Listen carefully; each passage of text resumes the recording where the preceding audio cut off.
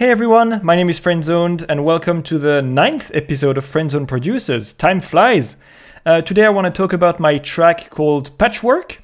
This track came about rather strangely because I had no idea what to do for this episode, so I just started working separately each day on a new beat, and I ended up selecting the 4 parts that I liked the best out of a few days of doing this exercise.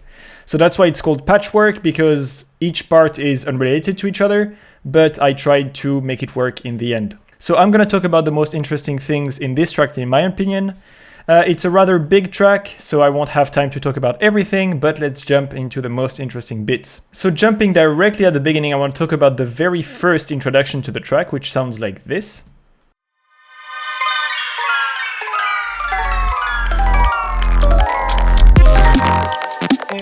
So you can hear at the beginning this sort of introduction going down in pitch, introducing this sound right here.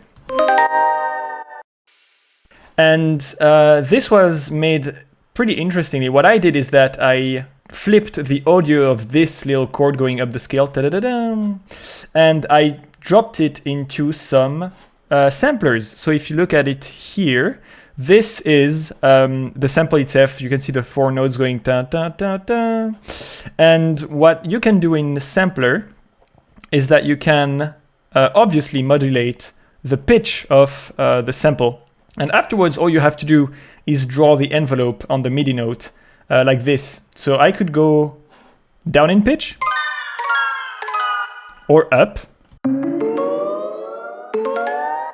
But this was sort of an interesting way of making the whole thing happen. Also working with sampler, you can hear this sort of voice sample down there. And this was also made in sampler right here. The technique is the same, just modulate a bit the pitch up and down. And the main star of the first part of the track is this melody, of course. And you can hear how it sort of bends very strangely at certain moments, like going very low in pitch and back up very quickly. This is exactly the same process as before, except the pitch bend affects this time not a sampler, but all those operators running different oscillators. So in operator, you can define the pitch bend. Here I made it plus 12 semitones. And then if you just modulate the pitch bend on the actual MIDI clip itself, you can achieve very cool results like this. So this is what makes everything sort of bend together.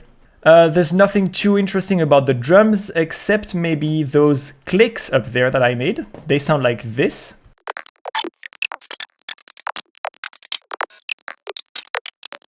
You can hear that they're extremely spread in the stereo filter. So if you have good headphones, you can hear that they seem very wide. And how I did this is that I basically recorded a bunch of clicks. They basically come from, like, I think hi-hat samples that I just thrown in there. In the end, you get an audio file that sounds like this. And to make it wide, you simply have to put one to hard pan, one to the left and one to the right, which is what I've done here and here. And then I just made it just a tiny bit unequal time-wise. So when this click happens, you have to wait, I guess this is a 64th of a bar or something like this, before the other click happens. If both of them happen at the same time, then there is no stereo field. But with this tiny bit of delay, it sounds very wide. Which gives an interesting texture to the track, I feel. Okay, so now let's move on to the bridge section, which sounds like this.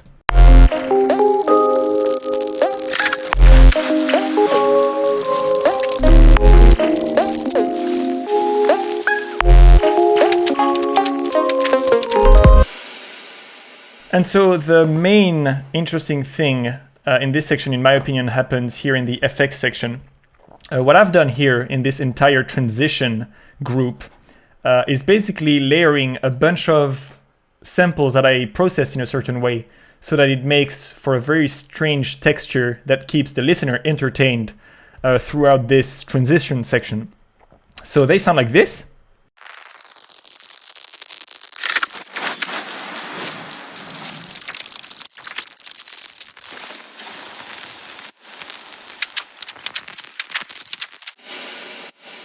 So what I've done is a combination of a few different sound design techniques. One of them is if I take this sample,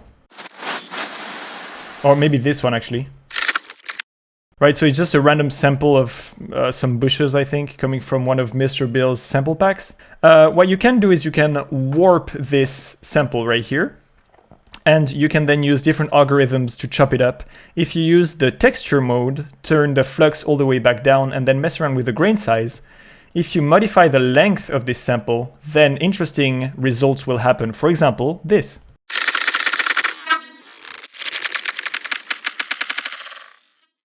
So this is one of the sound design techniques that I used to reach this kind of sound up there. Another one is happening down there in this little sample right here. It sounds like this. So with the ping pong delay, what you can do is you can set it on repitch mode if you right click on it. And what this does is that basically if the delay time gets longer over time, then the pitch of the sample will be affected and decrease. If it gets shorter over time, the pitch of the sample will be affected and will increase in pitch. So then you simply have to mess around with the automation of the delay time right here, and you get very interesting results that sound like this. If I mess around with it, I also played around with some reverb. For example, those samples are just smashed in reverbs just to fill up the space a bit more.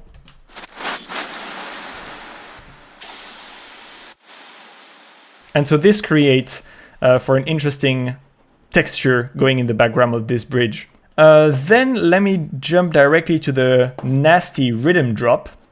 It sounds like this.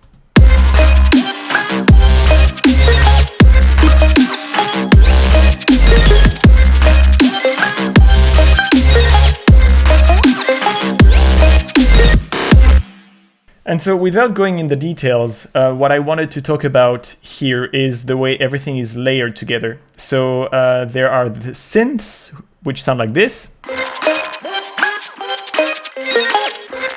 So if I have a look at how it looks like on an EQ, it looks like this.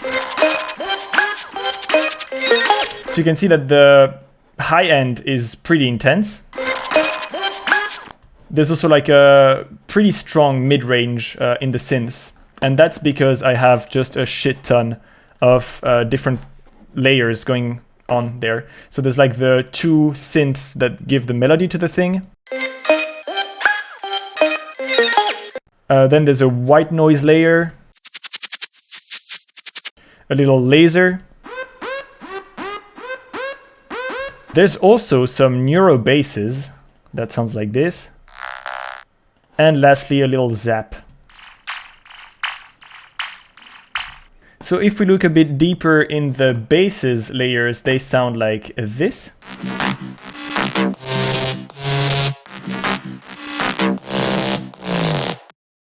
So I have one rhythm main bass that sounds like this. It's just a serum patch with quite a bit of processing afterwards. I have this layer to give a bit more rhythm. Also just taming a bit the mid-range here, saturation OTT. And I have a bunch of basses coming from sound design session.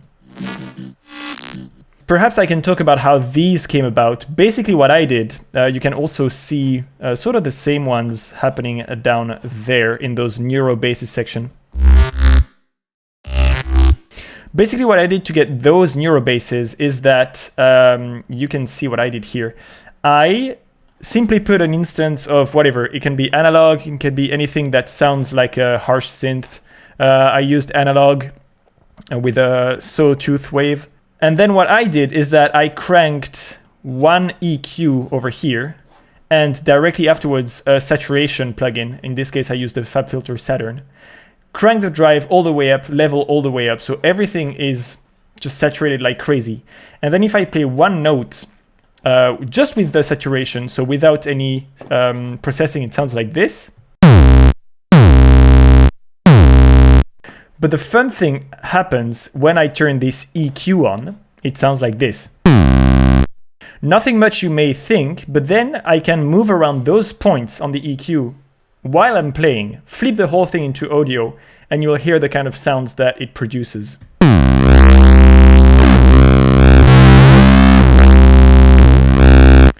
Pretty sick. Even better, I can select the whole thing and just mess around with everything.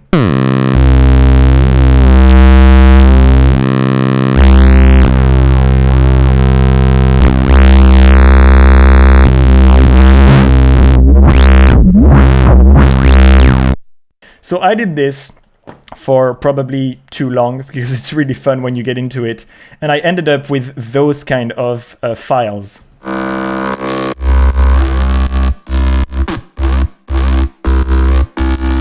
With just basically making use of the very extreme saturation processing.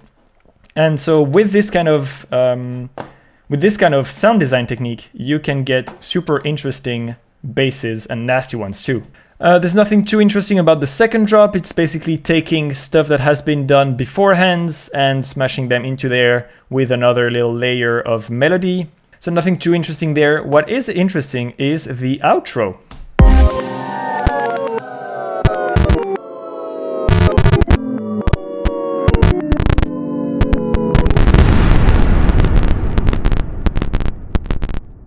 What I did here is that exactly the same trick as before, as for the intro, sorry.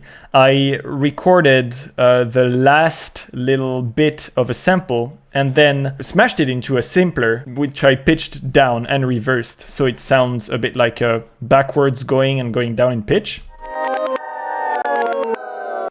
And then I made this chain right here, which basically selects how much of a bit reduction is applied to the sample. So this is without bit reduction.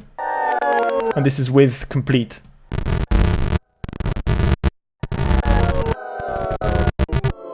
And then I just recorded the entire 100% bit reduction audio file. This is the one you can see here. And then I just cut little bits of it that I liked and that I wanted to have as crushed, really.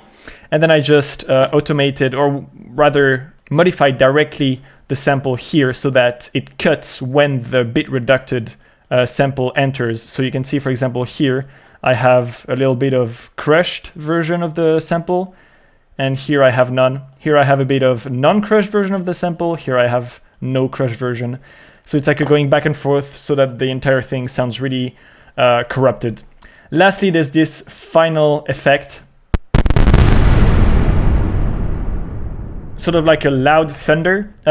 It's very simple. You just have one reverb send down there, or even like just a reverb on your channel that you automate to become really, really strong with a dry wet 100%, etc. And with this kind of corrupted signal, the reverb freaks out and it becomes like a loud thunder, which is pretty cool. And that's how I ended this track. So these are the tricks that I thought were the most interesting in this track. Hopefully you got to learn something from them. I don't know. Let me know what you liked or not in the comments below. I'll see you for the next episode of Friendzone Producers, and until then, happy producing.